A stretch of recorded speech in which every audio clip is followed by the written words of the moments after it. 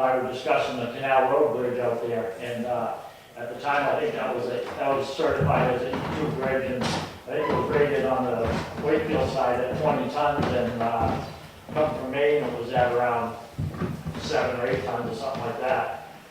And I began a crusade to try and get that weight limit up and get to be able to use that, and what that wound up netting me was, at the same time, the selectmen directed the Heritage Commission to begin a process of getting that on the National Register of Historic Sites while I was trying to get it to be usable, and it got to the point where the weight limit now is down to 3 tons, and the repair bill, that last estimate I heard on that was somewhere around $900,000 to repair a bridge that is called a bridge because it's 10 feet long. And the only reason it's considered 10 feet long is because it's diagonally going across the road. If it went, it's a stone box culvert. If it went straight across the road, it wouldn't be 10 feet long and it wouldn't be a bridge. But because it's diagonal, it just barely meets the bridge limitation. Like I said, I'd love to see you guys working with these people to let them use the bridge and everything. But you know, when I came in 2005 and began, my crusade to get a bridge fixed, I think it was Paul Morrill said that it wasn't the town's responsibility to spend a bunch of money on a bridge to get it repaired to carry 80,000 pounds so that Jerry O'Connor or someone else with a dump truck could go across it and sell gravel to somebody and make money.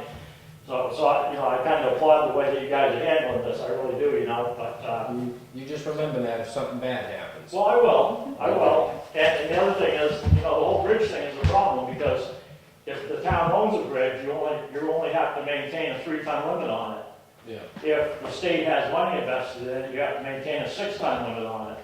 So I mean, as a town, we're really fortunate to be able to do that because, like, as a town, we have BZ Point Road, BZ Cove Road. We have millions of dollars worth of lakefront property out there connected to the town by a bridge that is only rated for 3 tons.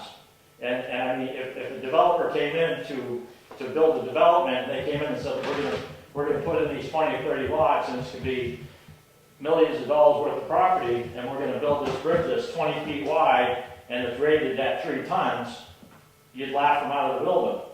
You'd want cisterns there, you'd want fire suppression stuff there, you'd want 24-foot wide roads, you'd want a 24-foot wide bridge, all kinds of requirements. But when it comes to the town, we can have this, 18, 20-foot wide 3-ton bridge. I guess it kind of irks me a little bit, but like I say, in a roundabout way, I kind of applaud and job you guys did. I appreciate the commentary, but just for the public's information, the 2 bridges we're talking about, you've got 2 way different scenarios. The Canal Road Bridge, there are other ways around that. This one, there is no other way around it. So there's different circumstances for the different bridges.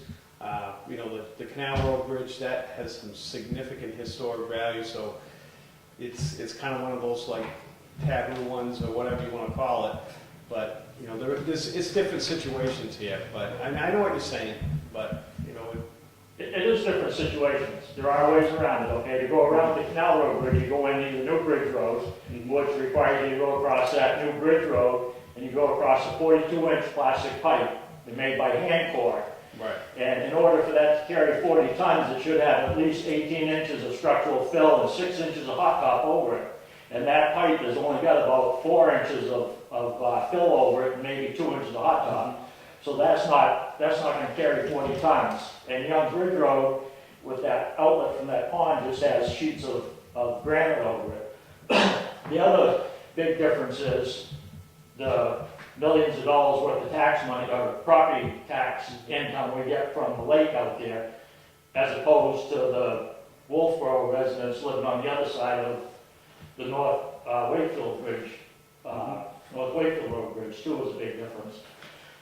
So I mean, there are huge differences, and the people on BZ Point Road and BZ Cove Road should have more direct access to the fire apparatus that they pay taxes to in Wakefield, and that shouldn't have to go around the lake the other way and come in New Bridge Road and take 15, 20 minutes extra to get to their houses because it can't come up Wichita Road and Canal Road, come across that bridge and go directly to their home.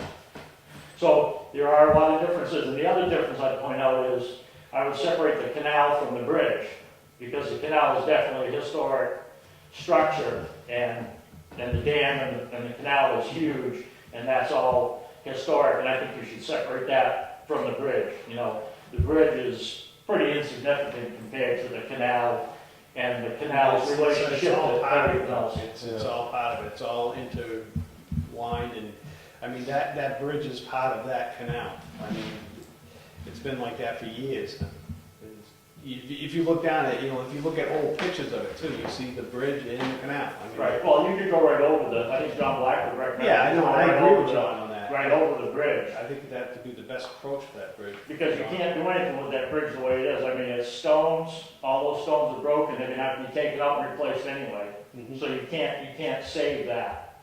You know, so your best option, you're gonna save it, just leave it there, put something over it and be done with it. But, almost $1 million for a 10-foot bridge is, a little bit. How much that one A little cost? pricey.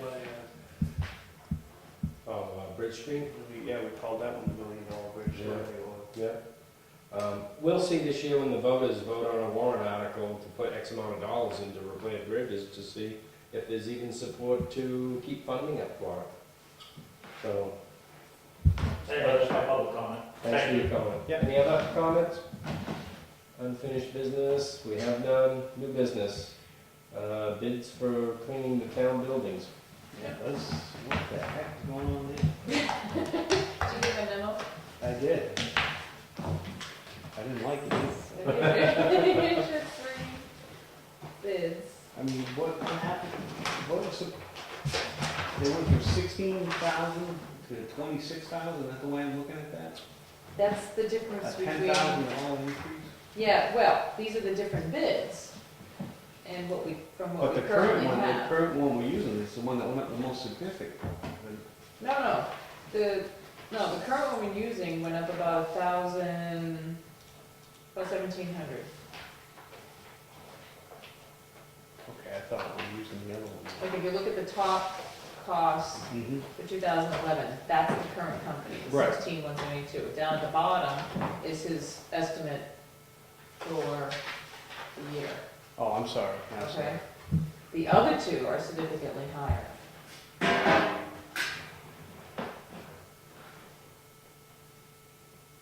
But if you put up all those additional costs in there, what's the bottom? That's for everybody has those additional costs. Right. I just gave you an idea of what some of those costs would be from the current company. But each of those, as you'll see in the bids, each of them have costs to do the stripping, re-waxing, tile floors, and shampooing roads. Now, they do this, the additional cost, how many times a year do they do that? Is it once, twice? I think it's stated once in there. In the, not in what I sent you, but in the bids from everybody, I think they say one time a year is what they recommend.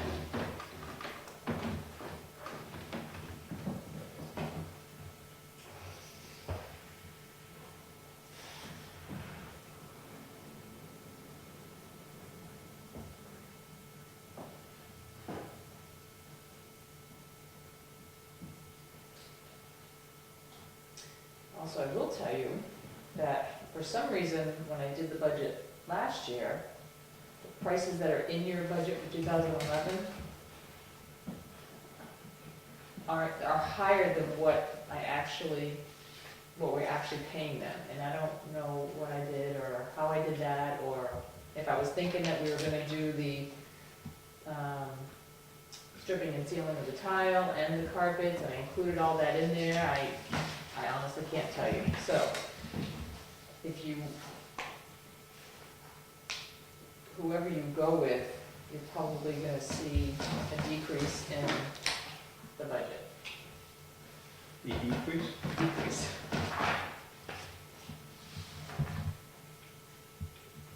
Because even if you add the highest quote on the tile stuff,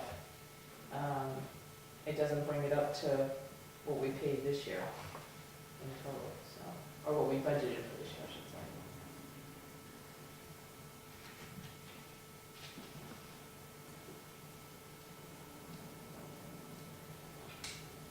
We've got one estimate for 26,000, one for 20,000, one for 17, almost 18,000. The 26 is almost 27,000 actually. Yeah. That's quite high. Yeah, that's way. Yeah, I'm not really sure what those numbers are coming from, but. Are there any complaints about the current? Yeah, I mean, I think you're gonna have complaints about any company, I know. because everybody has a Yeah. little, but, Cobweb is not cleaned or. yeah. or- With this company, I've probably sent at least 20 emails this year. Have they fixed everything that I've asked? Yes. Have they kept up with it? For the most part, they've slipped a couple of the items that I wish they would keep up with a little bit more, like some of the flooring stuff. It just depends on if if you switch to another company, the problem is the retraining. Yeah. So do I wanna go through all of that again? What town is the current company out of? They're actually out of Portsmouth, yeah. And they do a couple, they do the, medical facilities, some of the banks, not local, but Mhm. one of the branches. If we do stick with that one, it would definitely, I'd have to sit down with them and tell them a couple of things that, as I relook at That's their right. contract, going, you know what, you're not maybe doing the windowsills Yeah. like you should be doing. They happen to be the lowest bidder again. They do. I guess if I had to, if you look at the ones that we had even before that, I guess I'd say Yeah. probably this one's doing Well, a better job Yeah. and a little less issues. Yeah. A lot of. I'd make the motion to go with Great Bay again, Yeah, I'll second that. providing you can sit down and you feel comfortable that they're listening to you. Yeah, I'm gonna, if that's who you decide to go with, I definitely have a few items on my list that we're gonna need to make sure and follow up with, that they keep on it. Yep. And I've talked to him that over the phone before he submitted his bid, so he's aware of the issues. Like I said, the other issues that I mentioned throughout the year, most of them have rectified themselves. Motion made and seconded, all in favor? Is it okay, as far as putting money in for the carpets and stuff like that, I do think it needs to be done at least once a year. I don't have, he's gonna give me an estimate on square footage of the buildings for the rugs, because he just put the price, how much per square foot, but he didn't Yeah. actually say how much the This is square the- footage was. We only got rugs here, right? Basically.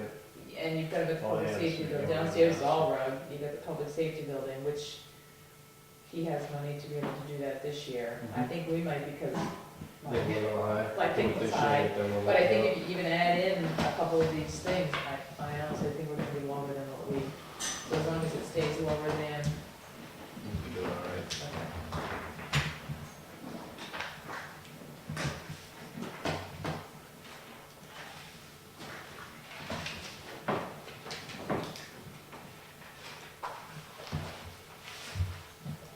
What's that, no capital reserve funds, correspondence? Concord Regional Solid Waste still wants us to be part of the team. Yeah, part of that, Arthur, did you say Farmington was in there, or? Farmington is in it, and the problem is Farmington, they haven't even broken ground yet, because they can't get enough people to join the break ground for their single stream recycling plant. That's gonna be a contentious thing with the community of Farmington this year. They were supposed to be up and running already by now, Yeah, that's what I thought. which is probably why they're trying to solicit Wakefield to join, but I know several people dropped out of it, which is why they're losing the amount of towns that they need to get up and go. We've just trained everybody to have the 4 different cans for recycling.